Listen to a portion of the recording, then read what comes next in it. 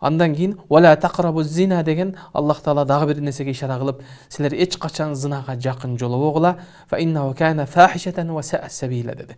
Чындыгында ал зинакорлук, ал эмнеде чындыгында эң бир бузукулуктун ашкеретин эң бир жаман бузукулук жана бул жамандыктын жолу деп Аллах Таала сүрөттөгөн. Эмне үчүн азыркы мына сиз менен биздин заманыбызда дагы ошол зина менен никеси жок, зина менен кошулган, зина менен төрөлгөн балдарды Аллахтан көрүп тургандыгына карабастан адамдардан уялганынан, Аллахтан уялбай бирок адамдардан уялып барып жаңы төрөлгөн ымыркайларды азыркы күндө ар жерге таштап, таштандыга таштап, ажатканаларга таштап, кала берсе ошолорду өлтүрүп койгон абалдар азыркы күндө өтө көп. Мына ошолордун бардыгы ошол Аллах Таала арам кылган зыянын акыбетинен келип чыккандыгын Аллах Таала эскертип эмне дейт?